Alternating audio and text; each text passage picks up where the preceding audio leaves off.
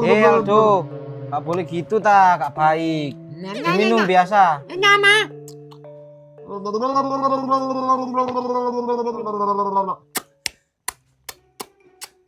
Mama, apa letes sama? Lo ya gak oleh kakek lek mam tetes. Wong iku mamane emak. Apa-apa, ma. Eta segi tampil topi. Ma bembek umanku, ma. Unyinya, ma. Gak apa-apa, ma. Amemi. Wis. Gak oleh kakek mimik kopi. Lo gak iso turu. Ma.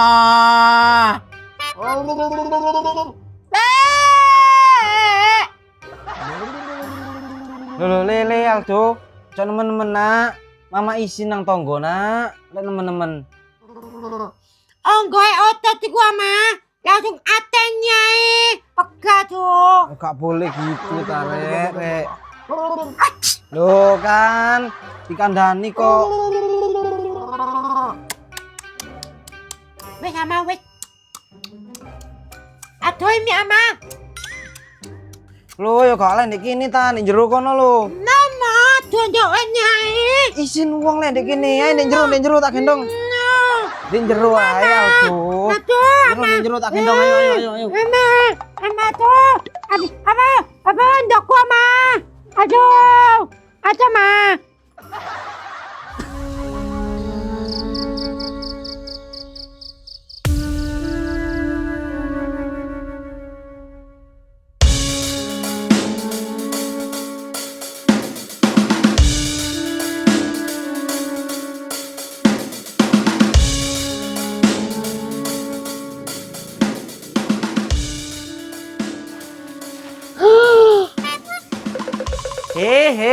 He. Ngono ya, lek ketok aku kebirit-birit. Loh, sampean ta, Mbak Ke? Kadang ngentasi kumbahan lho aku sian. Wis ta layak kami, wis gak usah alasan. Saiki ngono wis wayahe. Riko ping 3 tak parani iku ya gak ono Uma. Duh Mbak Ke, aja rame-rame nembong isin wong Rinia lho. Oke, tapi temenan dibayar lo ya. Iya, tapi ndek kene sik lho. Temenan lo. Iya. Lo sandalku. Hei. Sarna wis. Hei. Aduh sik ta layak. Wis ta aja go bae iki lho pangan sik. Ya bukannya aku gopo. Tapi iki ono wis telat 3 minggu ya kami. Iya tak sahur sik tak lungguh ambek iki nek pangan. Aku asline lek wis ana sok griapi ambek nglungguh kaya jajan ngene iki aduh. Wis wegah ujung-ujunge lho, Suloyo semoyo. Aduh, ayo lho kok kereng temen, mbok sing sabar. Lah lek aku lho ya kami, ya gak kurang-kurang sabar ta nang Riko. Lah wong Riko telat 4 minggu. Anakane lho gorong Riko bayar blas. Oh ya sik, aja go bae iki lah beda tiri isik. Aduh mau wis ta, mau. beda coba. Iki lho enak. Loh, Gurih-gurih. Iki lho enak. Wis ta, Nduk. Sing sabar. Iki lho pangan. Aku lho, Nduk, mambengi ngondol, gak payu blas pasamu. Le iya ali doa. Aduh, aku wis firasat. Lek wis nyiduk-nyidukno panganan terus sampe nawan-nawani sembarang ngene iki. Ujung-ujunge ya kate nyaur semoyo. Duh, ya ora ngono, Nduk. Kate ya pemane wong kadane saiki wis sepi. Lah barekno, lah lek nyaur nang aku bendino jagakno ngondol ya blaen. Lah kate ya pemane sih, Nduk. Wong aku ya ora duwe keterampilan apa-apa blas selaine ngondol. Sakjane iku ya belajar golek liyane ta. Bubur umba-umba ta. Gawe-gawe jajan kono. Riko iku wis tuwek, aja dodolan ngono iku wae. Sing payu sing paling banter ya iku tok, Nduk. Ya po, lek ngene ae, awakmu tak gawani menir. Wis ora menir-meniran, aku ora kolu yo mangan menir. Sing sabar ta, Nduk, aja ngono. Haba wis yo pokoke meneh sore Riko kudu nyaur. Saiki kita kei waktu sampai meneh sore.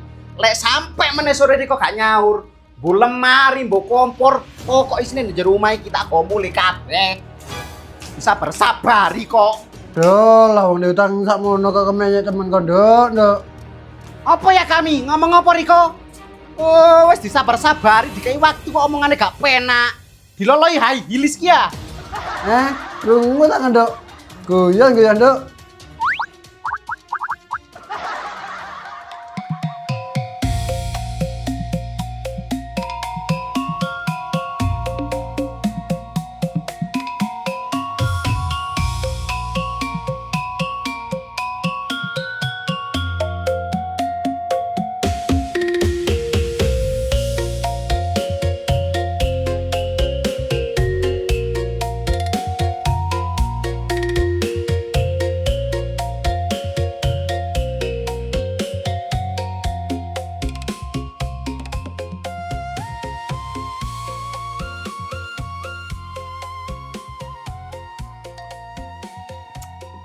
Tuh nang di kabeh arek mangkok sepi. Ya Allah Gusti. Ya apa mari ki aku lek ngomong nang arek-arek iki. Lah lek misale mesti iku ro lek ajeng iku mulih rene maneh. Katik jujukane yo ndek omahku. Lah sida perang maneh ta aku ambek mesti lek kliru. Ya apa yo iki tak singkrino nandi maneh ajeng. Nang Marlena ya wis gak ditampa jare wis dipegatno ambek mul. Duh alah. Aku kok gak saken nang anake sing cilik iku gak kira nduk ajeng kon tak trimo mulih rene iku. Saking nemen gak mentolone aku nang arek iku. Wis arek cacat, gak ngerti apa-apa. Nang bapakne ya sik durung ero. Ya apa iki yo ngaturi awakku. Salahe awak iki ambek Marlena ya wis gak atuk. Ambek mistiku aku ya sik kait rukun. Lah mosok sih bolo-boloan rukun diluke kate perang maneh congkrak gak karu-karuan. Lah ya apa sawangane wong nek keluargaku terus koyo ngono ae.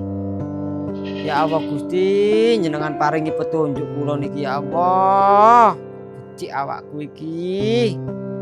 Kenek apa ya genahe karo uripku iki. Mulai aku rabi biyen sampai saiki jan gak tau nemu penak. Oh, jadi udani coba tok nang jenengan Gusti kula niki.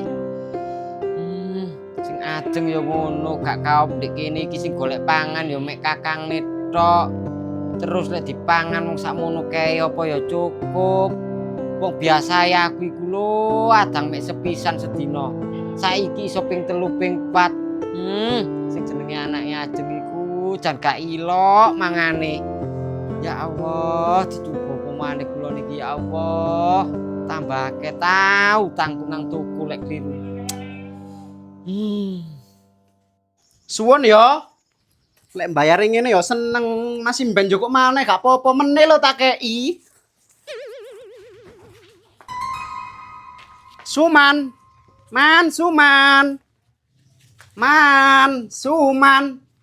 Nah, biar iki rek, Man. Suman. Aduh. Loh, Tante Miske. Kene.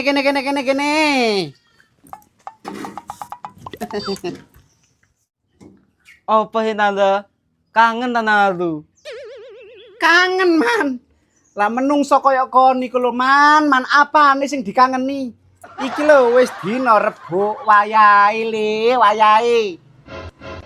Loh, kok saya wingi sih Rebo ta? Kok cepet temen? Ya ora cepet ta, Man. Ya lah karo wis wayahe. Wis ora kate alasan lho, Man. Akhir nang bayar. Kate tiru ya kami ya kon. Aku disemayani semoyo tok. Aduh. Ya apa ya ta? Kabayanku sing wingi wis entek ta. Sampeyan gelem ah? Nggo alku. Oh iya, Man. Gak apa-apa. Kene tak gone arko iku. Terus tak keprukno nang bathukmu iku. Lah wong aku wong wedok kok iso dikon nggo arko. Lah kate gawe apa? Lah ya apa lah? Lah duwe luwih entek tak gawe mangan. Iya, kon gawe mangan tapi makani naga iku sih. Wis Man, aku wis saiki mau semoyo. Pokok saiki kudu ana. Lek gak ana barang nang jero omahmu tak gomole kabeh lho. Lah barang apa to? Lah iku maku kotong. Lah gelem iku utang iku. Aduh, wis sembuh mankon lek digawe main nono. Tapi lek wae nyaur semoyo. Wis age sauren saiki. Lah kalau kalian dulu.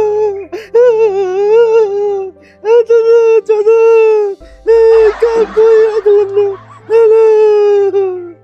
Wis ya man, saiki aku gak nrimo alasan bakon nangis ba ora. Pokoke lek saiki kon gak nyaur, dhuwitmu dadi 9 juta utange yo. Aku akan bentar. Lagu iku koyo meli mangatus kamu itu.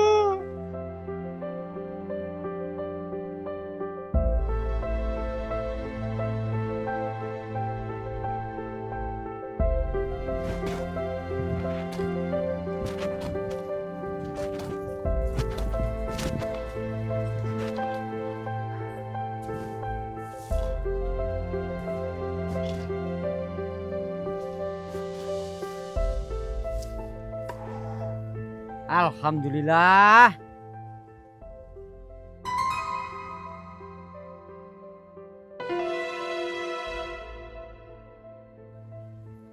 Lah iya.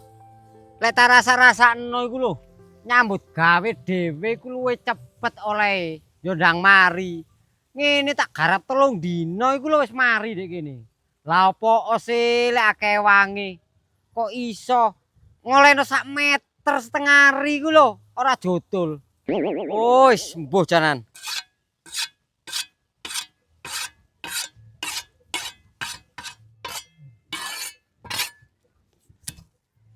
Tapi tak rasa-rasakno bener keputusane Handoko wingi. Karuan lek sing gak niat, karuan dilereni. Yo ngene iki lho penake. Awak ora bingung golek kanca, gelem kerja sing semangat melok aku yo ayo, gak gelem yo wis. Awak suwe-suwe nang arek-arek kok koyo modele iku lho, koyo aku sing boto. Padahal asline aku ya boto temenan anjene. Tapi wong arek-arek iku lho ya ewo. Wong dijak macul koyo ngene sing semangat yo angel. Kadang teko, kadang ora.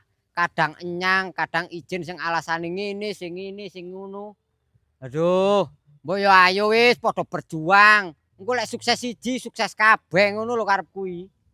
Sakjane karepe arek-arek iki ya apa? Sing mul gak tau nyang. Sing jamat dok nyengen. Apa maneh ragul. Lah wong dijak macul lho oleh setengah hari kuwe lho. Wis rebut sing kate ngaritno wedhus, sing sapi. Aduh, masih wong arek kok kebecik temen. Ngene iki awak ya kate ngarit iku lho ya ora gopo iki, masih mari nyambut gawe ngene iki. Lah arek-arek iku lho apa kali sik enom. Jan kok duwe tanggung jawab blas ta rasa-rasakno. Loh, lah tapi lapo aku mikirno arek-arek. Wong arek-arek durung tentu lek mikirno aku. Lah tak gawe ngarit po timbangan pikiran buak. Hah? Perdamaian, perdamaian. Ayo Kang laut Kang, mari Kang. Perdamaian, perdamaian. Perdamaian, perdamaian.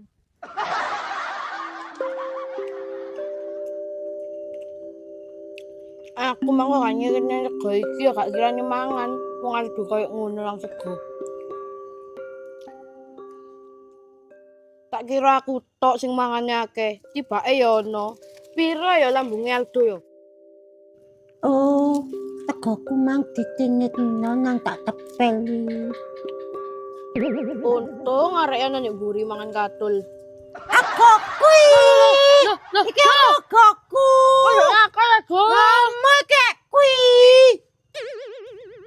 Kon gak kebaca temen sih, Do. Aku iki luwe durung mangan blas. Ya gak alus. Iki gokku. Apa? Iki nitekku kabeh.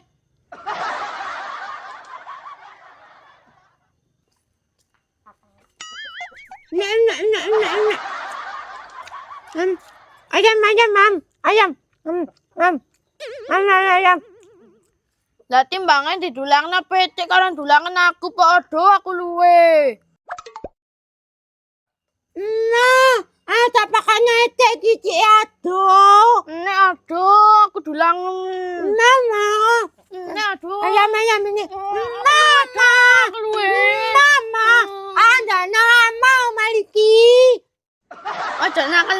Alah do, aku iki luwe. Kon nang wis entek rong Magicom luwih sego.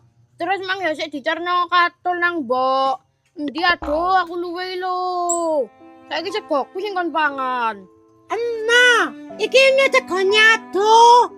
Kenapa tepeng? Tepeng kayak ano lo. Mam ledok di kono. Pipi, piping. Teping, piping. Nih. Komperon kon ulah karedo. Nyingkre wis teko omahku, wegau ngene iki. Lapo iki numaku. Kok ngain iki yo ambek adunda situ. Oh. Nek kok do aku iki luwe. Do. Mama. Ingato. Tangan dancak kon. Apa injek. Aduh, ini teh am. Ini teh am itu. Am ini.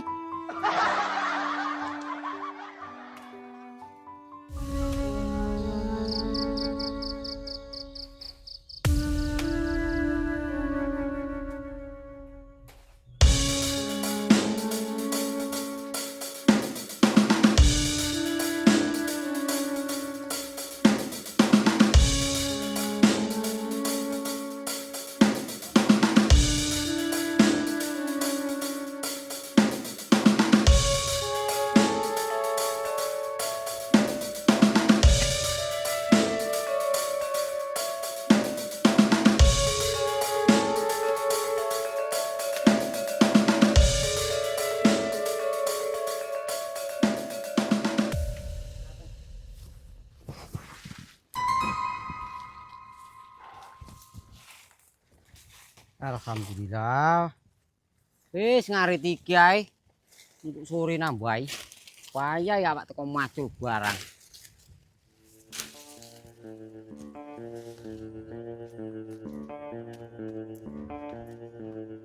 Oh, tibake Riko langsung ngarit ta, Cak. Mergane tak goleki ndek paculan kono kok gak ono. Langsung ngarit aku. Lah wong mangi isuk wedhuse nok sarapane belas ngono kok. Kon yo ngono, ora gelem ngarit wedhus ana ndek omah.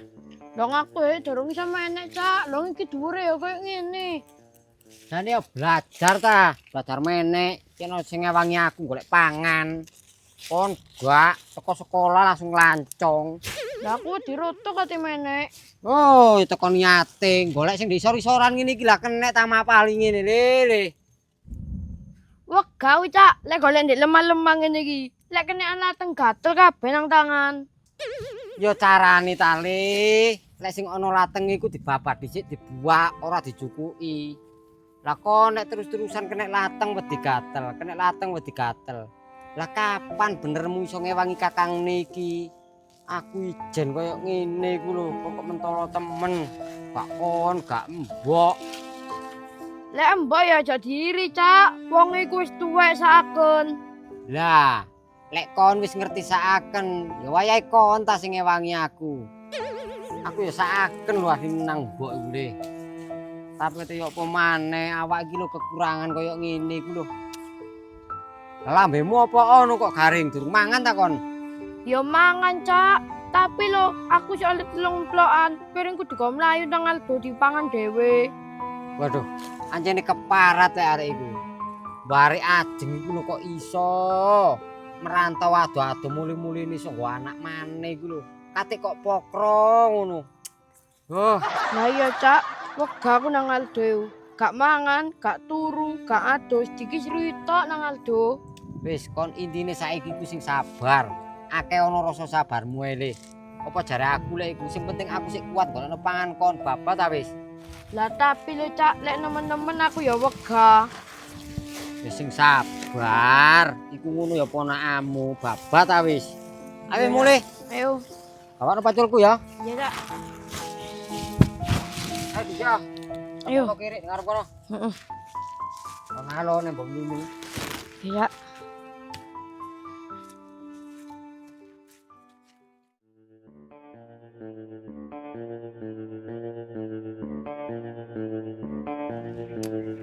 Ono omah le yo Cak Mul.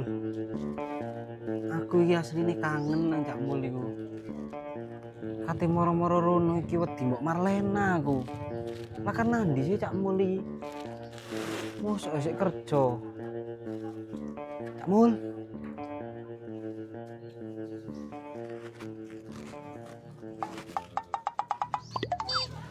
Astagfirullahaladzim mak kami. Salah apa kon iku debis-debis nek kene ku, Duk? Anu mak. Sampeyan ro Cak Mul lah. Lah mul ya mene, Duk. Coy mata. Kamu mbok Marlena kok habis. Mul ya mene nyambut gawe, Duk. Kerja nanti arek. Ya mbok lek kerjane ku, Duk. Om budal isuk mulene kadang ya magrib kaet mule kon niku. Loh, berarti wis gak kerja nang jopo-jopo kono ya mak kami. Ya ora ta, Nduk, wong saiki buru tok nang Tegal, tapi Tegale dhewe iku wis entek kabeh rijik. Lah rezeki apa sih mak? Ya entek rijik ganyar utang paling. Mosok ge nyarutang bang iku mak. Ya mbok iya paling. Aduh duh, mangkane mbok Marlena cek sengite nang aku.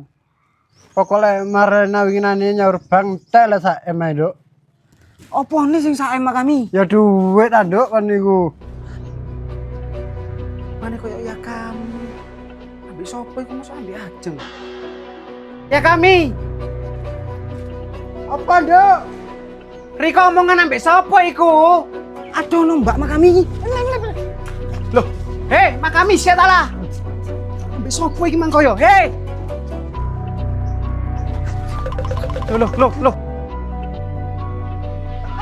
Sopo sih genai mak kami ku mang rek? Koyo rupane ambek ajeng. Tapi ajeng yo gak mungkin wong ajeng ngono nek Malaysia. Nah, tapi puyer barang wingi ngomong jerene ajeng boleh nggawa bayi. Tapi aku rono yo gak ono, yo gak mungkin. Sopo yo?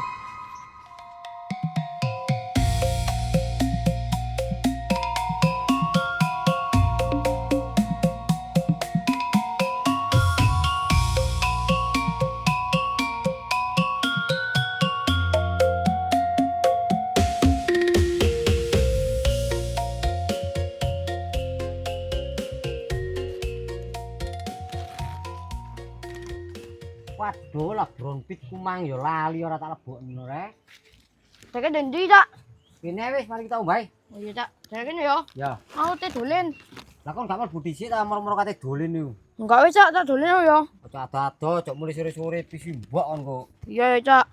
Kowe dari kok tak geni cak. Ojo dicolong wong lek kon gawa lek priru. Ya Budal wis. lek budal. Dolen ya cak. Ojo lali lho, mulai. Iya cak.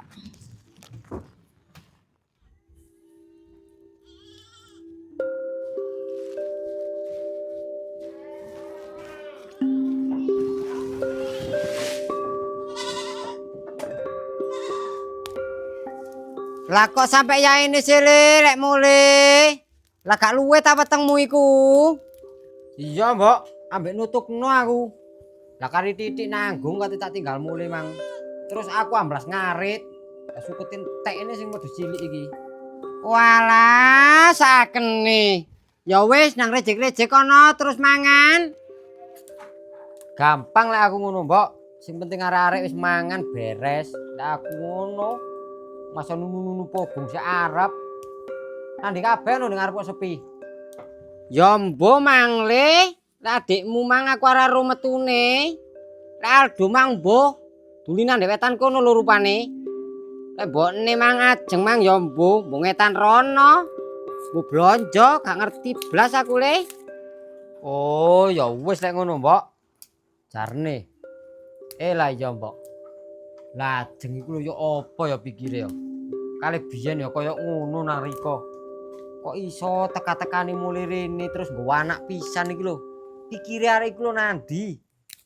Lah iya, Nak. Aku wis gak ngerti maneh. Engko iki gak tak trimo iku ngono anakku. Terus tak usir iki arek ya kate mulai nandi. Lah ini, Mbok. Ini iki lah nambah-nambahi bebanku tah. Wong aku golekno pangan Riko ambek Toli iku lho, sik akeh kurange. Ngene iki nambah bolo maneh, langsung loro pisan. Lah tambah kedungsang-dungsang tambah uripku di Tegalan iki. Lah kate ya apa, Nak? Wong kon iku ya dulur lanang sing tuwek dhewe.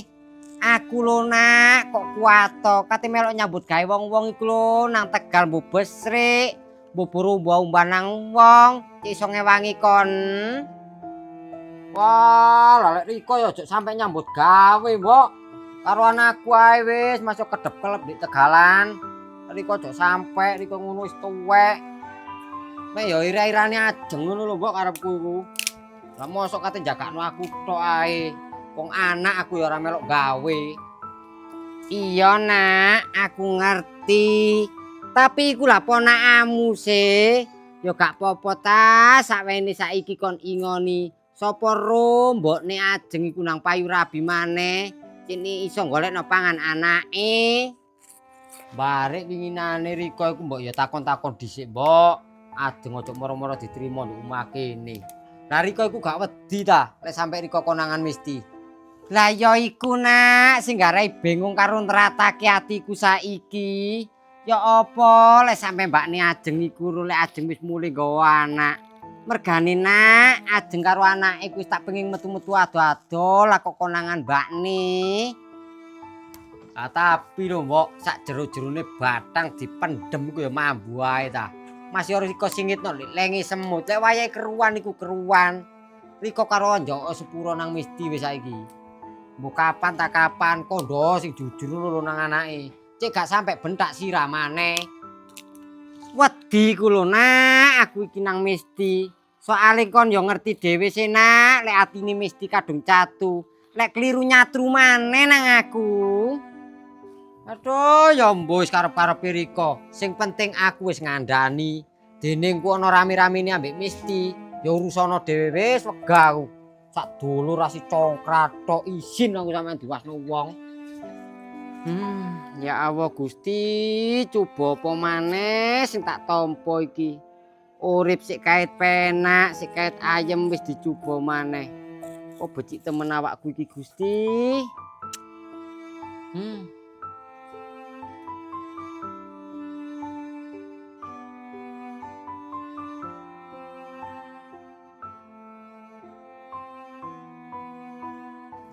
Duwe nasabah kaya sampean 10 ngono seneng, Bu, delon. Lek ngene masih ben sampean nyelang 200 juta tak kei, Bu, tak cairno.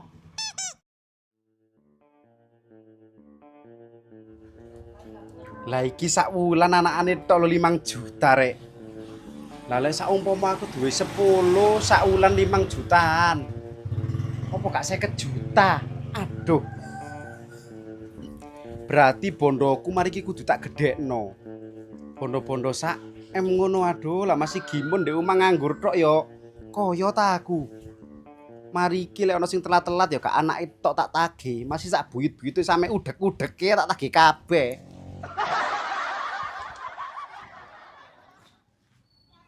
Waduh, ya isis rek lagi kipas duwe.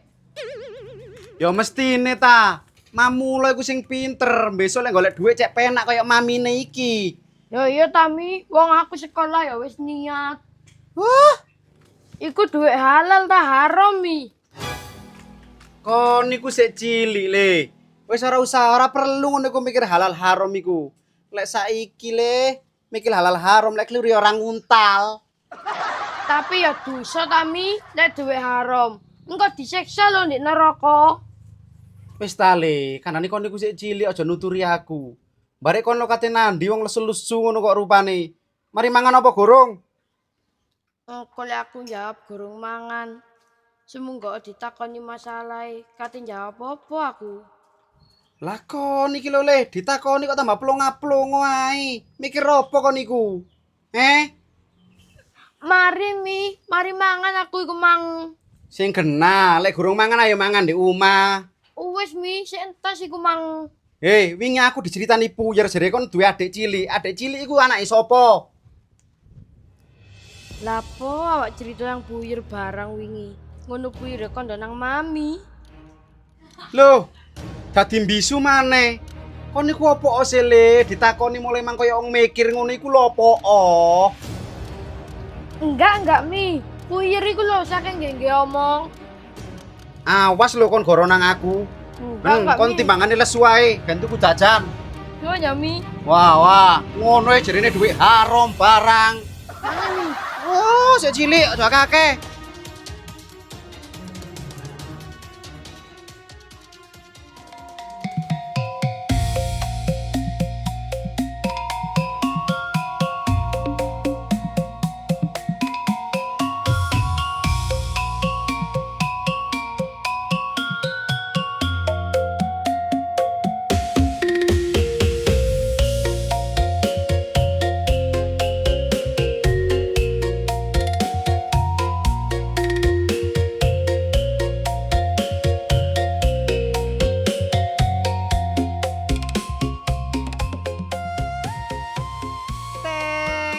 Teng Bang Cempaka tanda mata saka sliramu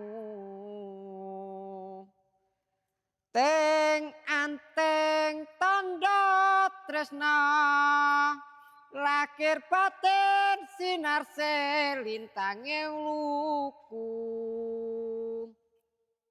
Ling eling dik semana rembulane ketutupan mega gawe kekesing ati nganti anti tekane Raden Parmati Anteng-anteng dek kembang cempaka Woi ngaren mbok ya eling dek semana Emprit kantil mencrok ing witing pari Tansah gumantil ana jeroning ati Teng Bang Cempaka tanda mata uga tanda tresna Ling eling dek semana yen ra nyandeng rasane ning ati kelo Mbok krungu sampe perapatan kono riko nyanyi. Duh lah ya apa nduk lek gak ngono ya ngantuk ta pasamu mbokne iki. Tak kira Cak Sardi mang mbok nyetel tayub. Lah mosok lambene mbokne iki teko doan kono jan koyo speaker nduk kon iku jan ono-ono ae. Barik kon iku lho teko ngluyur nandi. Saking loyong mbok golek angin. Duh lek kon iku wong ya dikongkon meneng sing anteng ana ndek omah.